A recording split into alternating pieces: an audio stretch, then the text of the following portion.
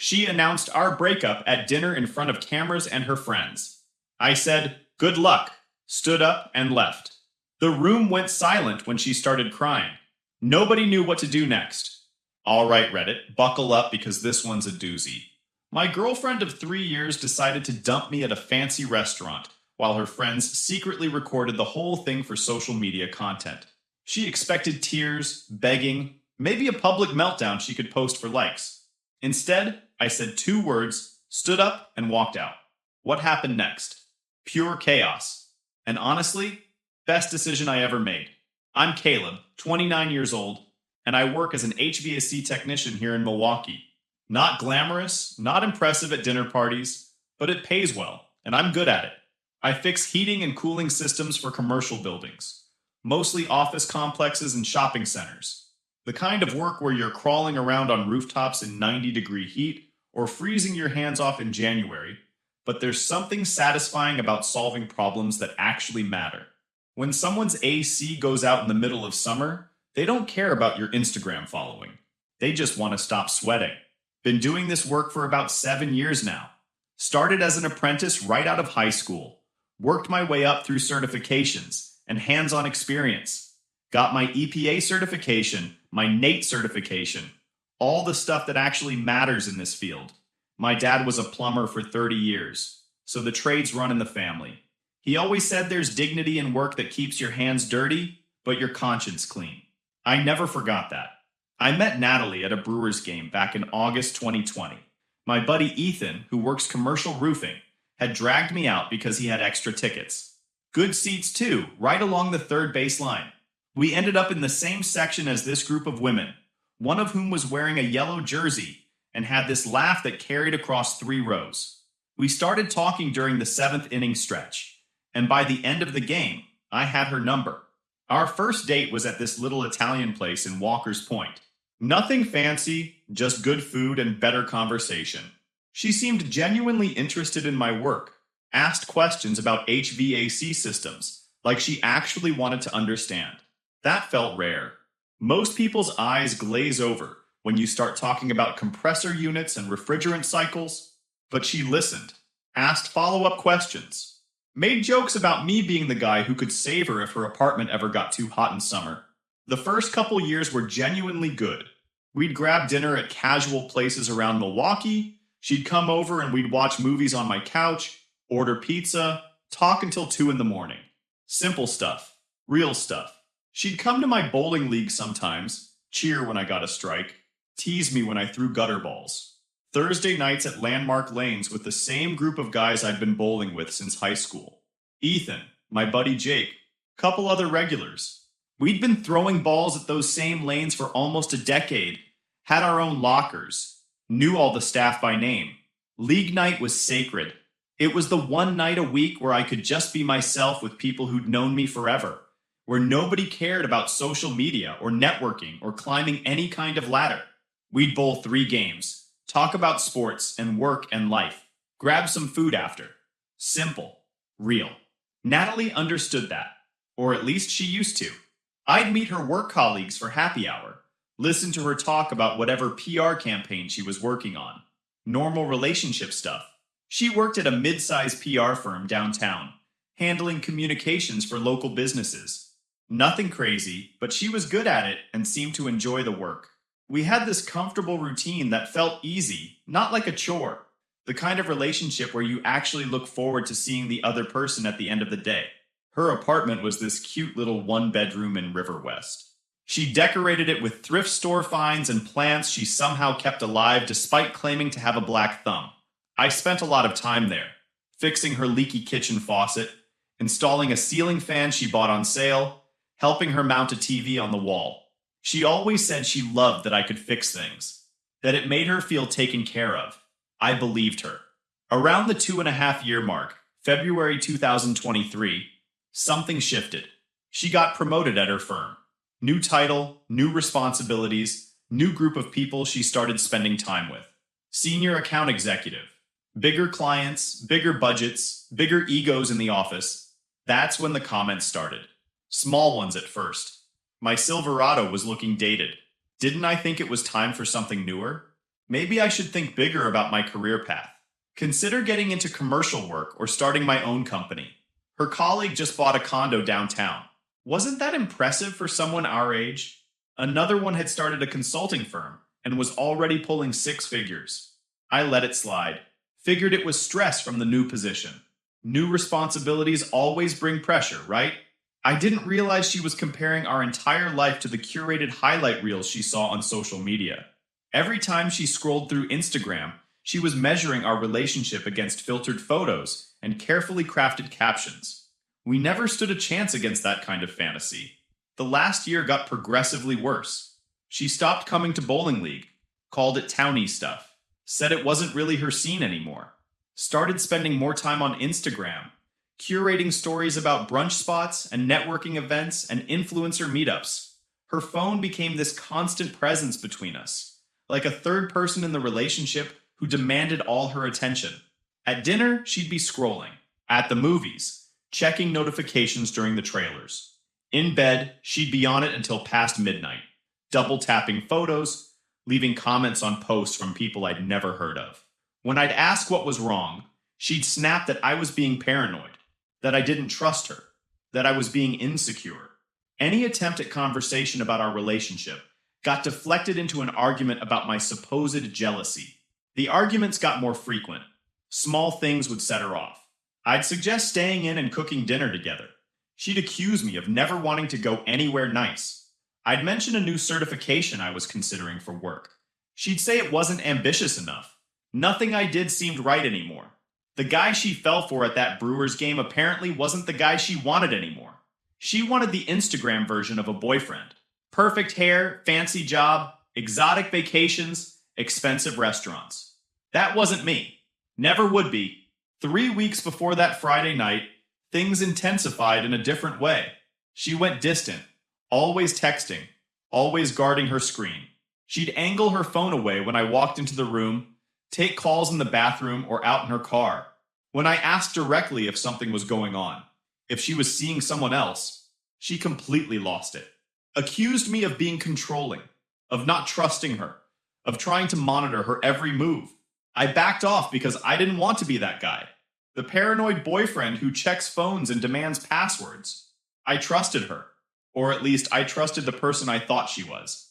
Then suddenly, out of nowhere, she insisted we needed to go to this place called the Metropolitan for dinner. Upscale restaurant in the Third Ward, the kind of place with cloth napkins and servers who describe each dish like it's a work of art.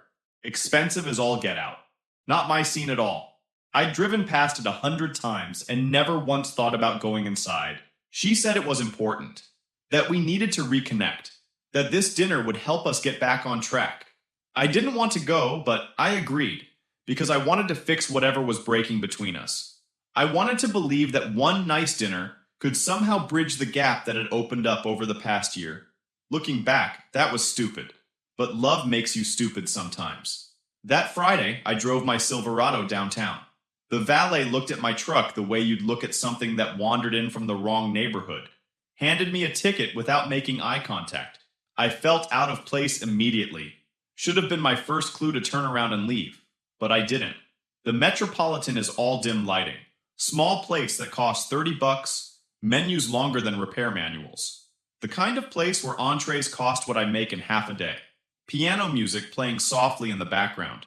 People in suits and designer dresses, discussing things that sounded important but meant nothing to me. I was wearing my nicest jeans and a button-down shirt I'd ironed that afternoon. Still felt underdressed. She'd arrived early, gotten us a table right in the center of the dining room. Not private, not tucked away in a corner.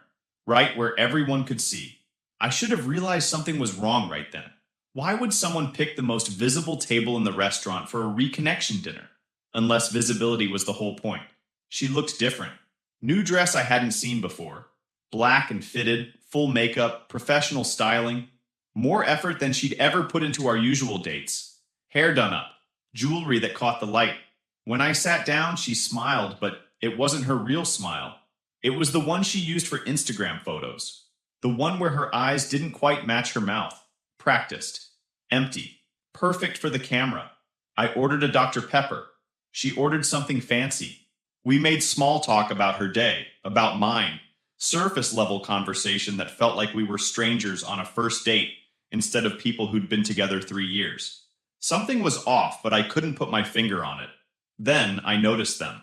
Sophie, her college roommate, and Taylor, a friend from her work, sitting maybe 15 feet away at a table that had a perfect view of ours.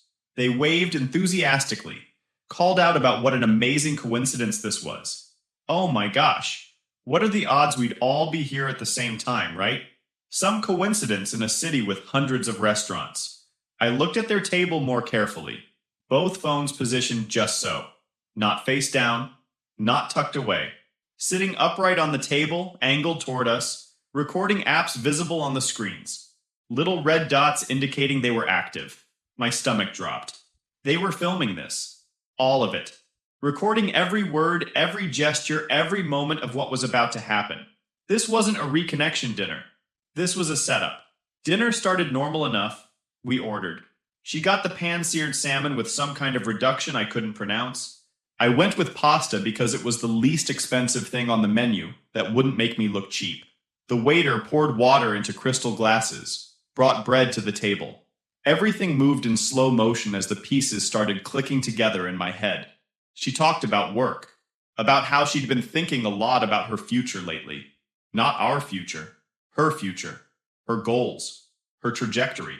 The words sounded rehearsed, like she'd written them down and memorized them. She kept glancing toward Sophie and Taylor's table, checking to make sure they were getting this, making sure the cameras were rolling. Then came the speech. You could tell she'd practiced it, probably in front of her bathroom mirror, recording herself on her phone, watching it back multiple times, and making adjustments until she got the tone just right. The pauses came at calculated moments. The hand gestures were deliberate. This wasn't spontaneous. This was a performance designed for an audience. She talked about ambition, about drive, about growth, about needing to be with someone who inspired her to reach higher, to want more, to push boundaries. Her voice had this rehearsed quality to it, like an actress delivering lines she'd memorized but didn't really feel. One of her colleagues had just started a consulting firm and already had 3 major clients. Another had bought a condo in the 3rd ward, was talking about buying investment properties. These were people who were going somewhere. People who refused to settle for comfortable. People who wanted more out of life than just getting by. The implication was crystal clear, even if she never said it directly. I was comfortable where I was. I was content with my HVAC work, with my Silverado, with bowling on Thursdays and Brewers games on weekends. I wasn't ambitious enough. I wasn't driven enough. I was holding her back from becoming the person she was meant to be. She said she cared about me, would always care about me. But she didn't see a future anymore. That I was a great guy, just not the right guy for her. That she needed someone who matched her energy, who pushed her to be better, who understood her vision for her life. The whole time she's talking, I'm watching Sophie and Taylor out of the corner of my eye. They're barely containing their excitement. This was content gold for them. Public breakup at a fancy restaurant, complete with dramatic speech and hopefully a tearful reaction from the boyfriend who just found out his relationship was ending. Perfect for TikTok. Perfect for Instagram Reels. Perfect for whatever social media platform was paying attention. I set my fork down quietly, placed it gently on the plate, wiped my mouth with the cloth napkin. The whole restaurant seemed to fade away. All I could hear was my own breathing, my own heartbeat. Years of relationship, hundreds of memories, reduced to this orchestrated moment designed for strangers on the internet. I made eye contact with her, held it, paused for maybe 2 seconds that felt like 20. Then I simply said, "Good luck to you." 4 words. That's all it took. Her script hadn't accounted for that response. She'd expected me to beg, to argue, to make a scene, to cry or plead or demand we work it out, to give her the dramatic reaction she needed for her video, for her story, for her Instagram followers. She wanted theater. I gave her nothing. I stood up slowly, calmly, pulled my wallet from my back pocket, took out 2 20s, more than enough to cover my half of the bill and my part of the tip, dropped them on the table next to my half-eaten pasta. Then I walked toward the exit. Didn't say another word. Didn't look back. Didn't acknowledge Sophie and Taylor sitting there with their phones still recording. Just walked, one foot in front of the other, past the other diners who'd stopped their own conversations to watch, past the servers who stood frozen holding plates, past the host stand near the entrance. The entire restaurant went quiet. You could hear the piano music clearly now. Nobody was talking. Forks weren't hitting plates. It was like someone had hit pause on the entire scene. Every person in that room was watching me walk out, and not a single one of them knew what to make of it. Behind me, I heard her voice crack. "Wait," she said. "Wait." But I kept walking. I heard her chair scrape against the floor. She was getting up. Sophie and Taylor looked confused, like they weren't sure if they got the shot they wanted, if this was part of the plan or if something had gone wrong. Their carefully orchestrated content piece was falling apart in real time. I pushed through the restaurant doors and stepped outside, handed my ticket to the valet, stood there waiting. The cold October air felt good after the stuffiness of the restaurant. I could finally breathe again. The night sky was clear, stars visible between the city lights. Everything felt sharper, more real than it had in months. A minute later, I heard heels clicking fast on the pavement. Natalie came out through the restaurant doors, practically running in those heels, that dress under the parking lot lights. She looked different, smaller. The confidence from inside was gone. The performer had lost her audience. She caught me just as the valet brought the Silverado around. Engine running, headlights on, my escape route right there. Her voice cracked as she reached me. The rehearsed confidence from the dinner table had evaporated. This was different. Raw panic mixed with disbelief. Her mascara was already smudging. She'd been crying. Real tears this time, not the performative kind. "Wait," she said. "Just wait. You're not even going to fight for this? For us?" I looked at her clearly. "You just ended it. I'm respecting your choice." She stepped in front of my driver's door, blocking my path, put her hand on the handle like she could physically stop me from leaving. "You're throwing away 3 years like this? Like it means nothing?" "I'm not throwing anything away. You did that inside. I'm just accepting reality." Her face twisted, angry now, the tears turning to something else. "You know what? This is exactly why we don't work. You don't care. You never cared enough to fight for anything. You just give up. You're a quitter." I looked past her. Sophie and Taylor had come outside, standing by the restaurant entrance about 30 feet away, watching this unfold, still holding their phones, probably still recording, probably getting more footage than they'd planned on. This wasn't following the script at all. "I'm done with this conversation," I said. "Of course you are. Because that's what you do. You run away from difficult things. I didn't run away from anything. You set this whole thing up. Picked the restaurant, brought your friends, had them film the entire thing. This isn't about me being a quitter. This is about you wanting a show. And I'm not performing for you." I moved past her, gently but firmly. Got in my truck. She stood there frozen as I closed the door. Through the windshield, I could see her face. Complete shock. This wasn't how it was supposed to go. The perfect breakup video had turned into a disaster for her narrative. I backed out carefully, checked my mirrors, pulled away. In the rear view, I saw her standing there in the parking lot, arms wrapped around herself, while Sophie and Taylor slowly approached her. Their excited energy from inside the restaurant was nowhere to be found. I drove home through Milwaukee streets that felt different, lighter. The streetlights looked brighter. The radio sounded clearer. I parked in my driveway, walked into my house, grabbed a Sprite from the fridge, cracked it open, turned on the Brewers game. They were playing the Cubs, bottom of the fifth, tied 2-2. I sat on my couch, drank my soda, and felt nothing but relief. Like I just dodged something way worse than a breakup, way worse than heartache. I dodged being someone's content, someone's villain in a story she wanted to tell for likes and comments and shares. She wanted to turn our relationship into performance art, and I'd refused to participate. 3 years together, and this is what it came down to. A staged restaurant scene and phones recording in the background. Some relationships end with arguments. Some end with tears. Mine ended with me becoming footage for someone's social media strategy. My phone started buzzing about 15 minutes later. Text messages from her. Calls one after another. I didn't read the texts, didn't answer the calls, just let them pile up. Before bed, I blocked her number. Went to sleep easier than I had in months. Saturday morning came quiet.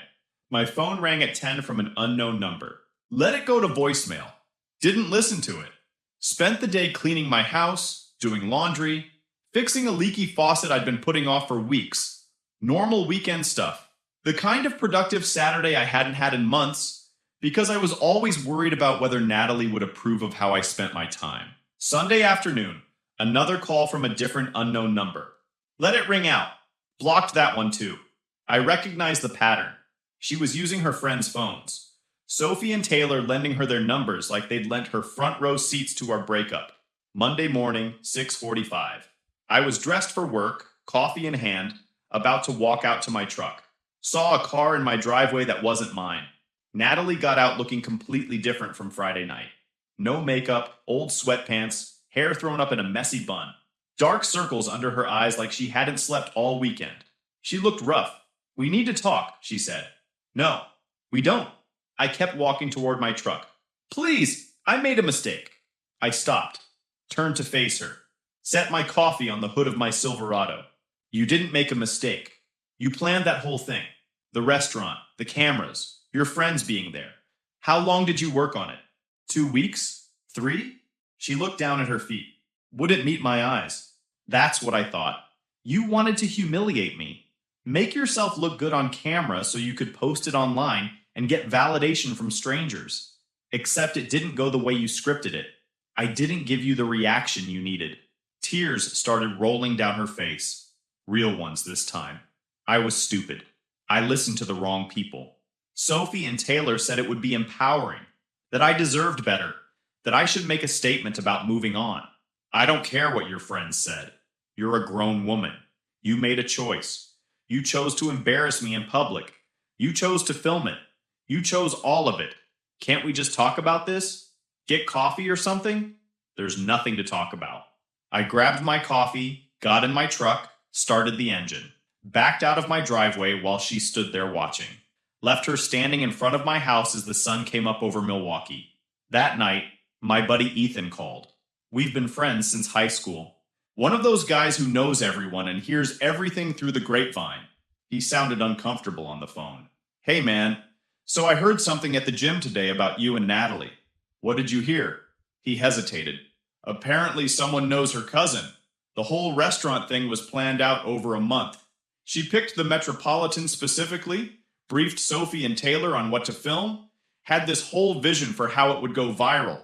She'd dump you, you'd make a scene, she'd look strong and independent, and boom, thousands of likes. Comments supporting her brave decision. Classic social media play. I sat with that for a second. A month. She'd spent a month planning to publicly humiliate me. While I was working overtime to save for a vacation I thought we'd take together, she was choreographing my humiliation. The thing is, Ethan continued, you ruined it by just leaving, by not reacting. Now people are asking questions like, why would someone plan a public breakup? What kind of person does that? Her friends are getting heat too. People commenting on their Instagram, asking why they were filming someone getting dumped. The narrative she wanted to control was slipping away, and it had nothing to do with me. I didn't have to defend myself. The truth was doing that on its own. I decided right then to focus on myself, instead of dwelling on what she'd done. Called my buddy from bowling league the next day. Asked if that standing Thursday spot was still available. He laughed, said welcome back. Started going to this dive bar called The Hideout on Friday nights. Bayview, south side of Milwaukee. Wood paneling on the walls, neon signs, pool tables in the back, local bands on weekends playing in a corner that barely qualifies as a stage. The kind of place Natalie always hated. Too loud, she'd say. Too crowded. Too many working class people. Not her scene. Not sophisticated enough for her Instagram aesthetic. Perfect for me. That second Friday after the breakup, I went alone. Grabbed a spot at the bar, ordered a root beer.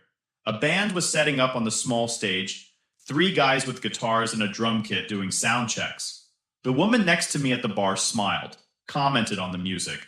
They play here every other Friday, she said. Pretty good for a local group. Simple conversation. Nothing loaded, nothing complicated. Just two people talking about music. Her name was Megan. She taught third grade at a public elementary school on the east side, had come here every Friday for the past year, ever since she moved back to Milwaukee from Madison. We talked for maybe half an hour about music, about living in Milwaukee, about the Brewers' playoff chances.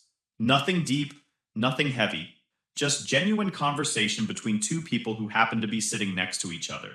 When I left around 11, I felt lighter than I had in months. I didn't get her number, didn't try to, just enjoyed a normal Friday night without the weight of someone else's expectations crushing me. The stalking started the following week. And yeah, I'm calling it stalking because that's exactly what it was. Tuesday morning, I stopped at my usual Dunkin' Donuts on Oakland Avenue, the one I hit every morning before heading to job sites. 6:30 in the morning, barely awake, just wanting coffee. Walked in, and there she was. Natalie sitting in the corner booth, laptop open, cup in front of her. She looked up when I walked in. Her face arranged itself into surprise like she just happened to be there. Like this wasn't the Dunkin' on the opposite side of town from where she lived. Like she hadn't remembered I'd mentioned coming here every single morning for 3 years. The coincidence was insulting. Oh, hey, what are you doing here getting coffee? Same as you. I didn't engage beyond that. Walked to the counter, ordered my usual large black coffee, paid, walked out. Didn't sit down, didn't make conversation. Just got what I came for and left.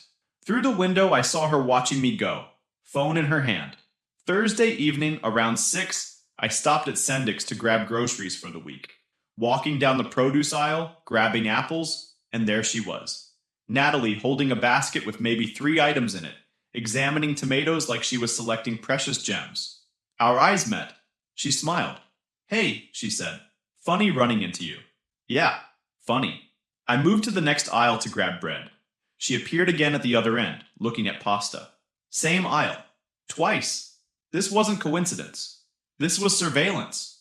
I completed my shopping without saying another word. Checked out, left. Wednesday of the 3rd week, I was at a commercial job site in Wauwatosa. Big office building getting a complete HVAC overhaul. Hundreds of thousands of dollars worth of work. I was on the roof checking compressor units when Dave, my supervisor, came up the access ladder. Hey, Caleb. Everything okay? Yeah. Why? There's someone at the perimeter fence. Woman. Been standing there about 20 minutes watching the building.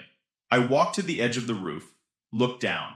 Natalie standing outside the chain link fence, looking up. When she saw me seeing her, she waved. Actually waved. Like this was normal behavior. Like standing outside someone's workplace for 20 minutes was a totally reasonable thing to do. Dave looked at me. Friend of yours? Ex-girlfriend. Who can't take a hint? Dave's expression hardened. He was maybe 47, had 2 daughters. Didn't have patience for this kind of thing. He went down the ladder, made a phone call. 5 minutes later, building security walked over to the fence, had a conversation with Natalie. She gestured toward the building, toward me. Security shook their heads. She stood there arguing for another minute, then finally left. Got in her car and drove away. Dave came back up, told security if she comes back, they're calling the police for trespassing. You need time off or anything? No, I'm good. Thanks, though. That finally stopped the physical appearances. No more showing up places, no more coincidental encounters. She'd pushed it too far, and even she knew it.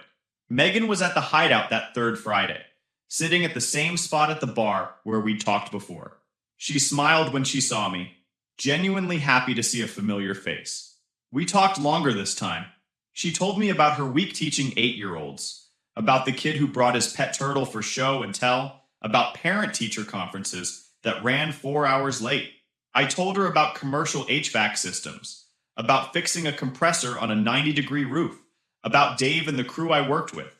Normal conversation between normal people with normal jobs living normal lives. We exchanged numbers before I left that night. No game playing, no waiting 3 days to text. Just straightforward.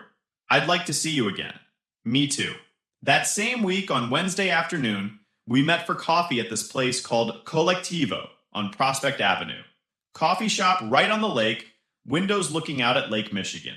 We sat for 2 hours, talked about growing up in Wisconsin, about our families, about teaching and HVAC work, and what we wanted out of life. She mentioned her last relationship, how the guy made good money in sales but couldn't handle that she made slightly more as a teacher. How he'd make little comments about how she must think she was better than him, about how she was too independent, about how she emasculated him by paying for things. That sounds exhausting, I said. It was. People get insecure about the weirdest things. They take it out on the wrong person instead of dealing with their own stuff. The comparison to Natalie was obvious, but neither of us said it out loud. We didn't need to. By the fourth week after the dinner, Natalie launched her next move. My old friend Connor texted me on a Sunday afternoon. We'd known each other since college, stayed in touch over the years. Good guy. Straightforward. His text was simple. Hey man, what's going on with you and Natalie? Can you call me? I called him immediately. What do you mean? He sounded uncomfortable. Your ex is telling people some wild stuff, saying you were controlling during the relationship, that you isolated her from her friends, that you got aggressive when she tried to leave. I've heard it from at least 3 different people this weekend. Figured you should know. My stomach dropped like I'd missed a step going downstairs. She's saying what? Yeah. I heard it through Amy, who heard it from Taylor. Then Jake mentioned it at the gym. Then I saw something vague on Facebook from someone else. It's making the rounds. Thought you should be aware. I hung up feeling sick. Controlling. Aggressive. Isolating. Words designed to make people question everything about me. Words that could follow me around for years if enough people believed them. By Tuesday, 3 more mutual friends reached out, all with variations of the same question. What really happened? Is what she's saying true? Did you actually do those things? People I'd known for years were suddenly looking at me differently, wondering if they'd missed something. If the guy they'd trusted was actually some kind of monster. Natalie was painting herself as the victim of an abusive relationship, saying I'd manipulated her for years, that I'd made her doubt herself, made her feel small, made her afraid, that the restaurant was her finally escaping, that she was scared of how I'd react. Then my calmness wasn't dignity, it was calculated emotional abuse. The silent treatment, the cold shoulder, all signs of controlling behavior apparently. She'd done her research, found all the buzzwords, and weaponized them against me. Complete fiction. All of it.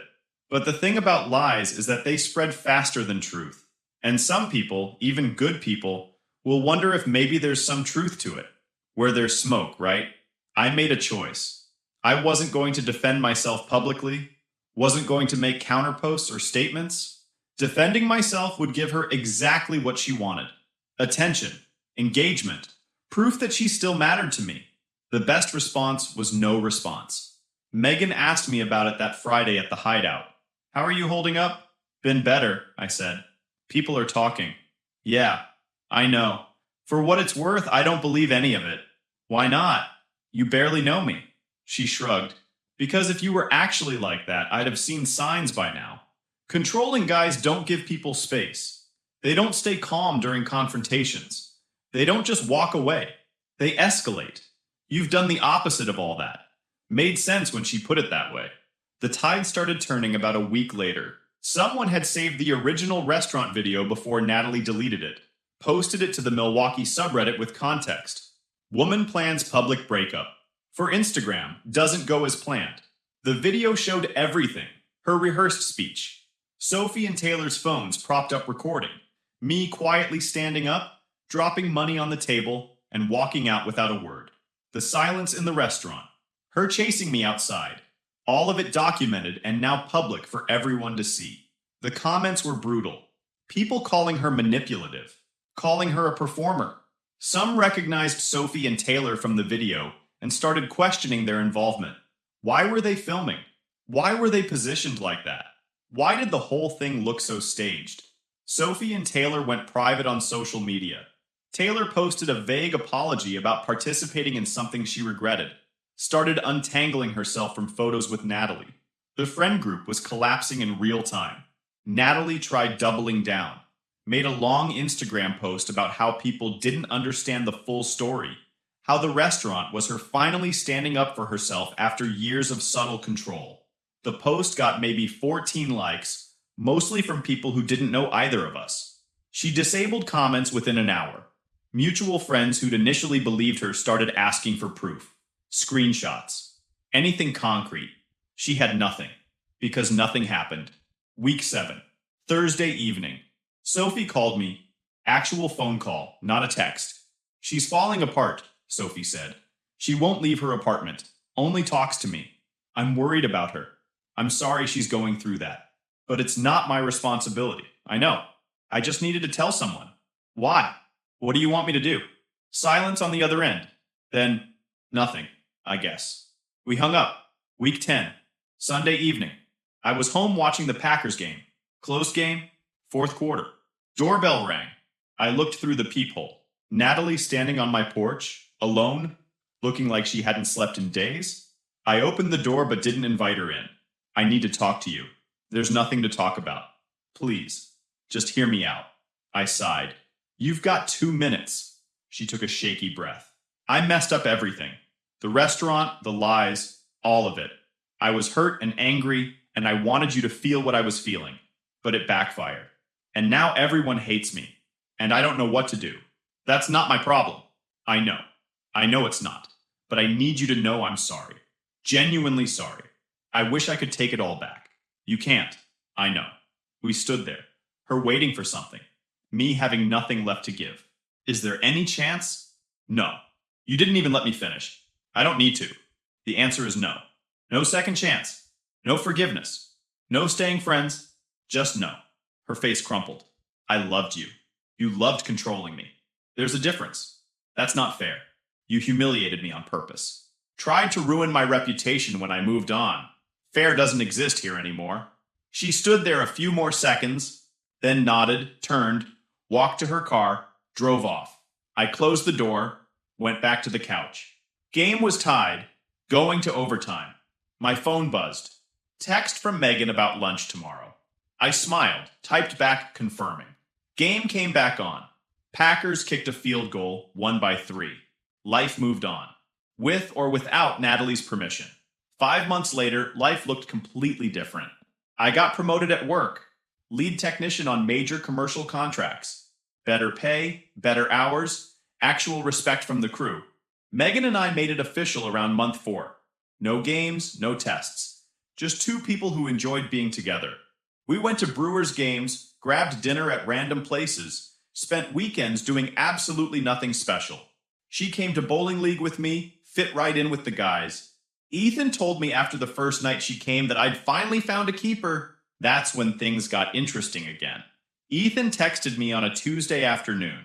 You're gonna want to see this. Sent me a link to the Milwaukee subreddit. Someone had posted an update thread about the restaurant video. Turns out Natalie's PR firm had let her go. The official reason was downsizing, but according to the post, multiple clients had complained after recognizing her from the viral video.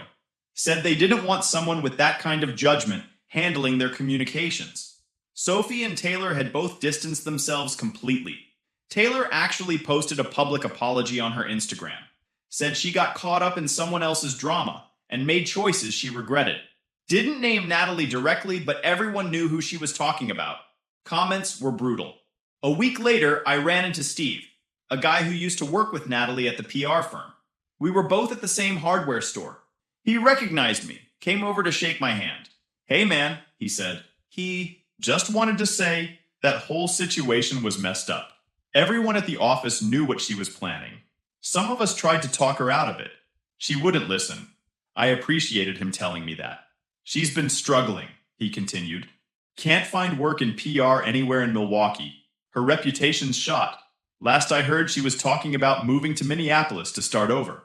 I nodded, wished him well, grabbed my supplies and left. Month 6. Megan and I were at a Brewers game. Perfect seats along the third baseline. Same section where I'd met Natalie almost 4 years earlier. Funny how things work out. Bottom of the 7th, I went to grab us some food. Standing in line at the concession stand when I heard a familiar voice behind me. Caleb? I turned around. Natalie. She looked different, thinner, tired. No makeup, hair pulled back in a simple ponytail. Nothing like the polished version of herself she used to present. Hey, I said, kept my voice neutral. I heard you got promoted. That's great. You deserve it. Thanks. She shifted her weight, clearly uncomfortable. I'm moving next month. Minneapolis. Fresh start. Good luck with that. She flinched at the words. Same ones I'd said at the Metropolitan. I didn't mean it as a callback. But she clearly took it that way. I know I don't deserve anything from you, she said. But I wanted you to know that I've been doing a lot of thinking. About everything. About how I treated you. About what I threw away. I grabbed my food from the counter. Okay, that's it? Just okay? What do you want me to say, Natalie? You made your choices. I made mine. We're done. I started walking back toward my seat. She called after me. Is she good to you? The new girl? I stopped, turned back. Her name's Megan. And yeah, she is. Good. That's good. You deserve someone who appreciates you. I walked away without responding. Got back to my seat, handed Megan her nachos. She asked who I was talking to. Nobody important, I said. Just someone from a long time ago. Guys, we are so close to hit 100,000 subscribers on this channel. If you are not subscribed to the channel, please consider subscribing. It really helps hit that 100,000 mark. Thanks for making this dream come true.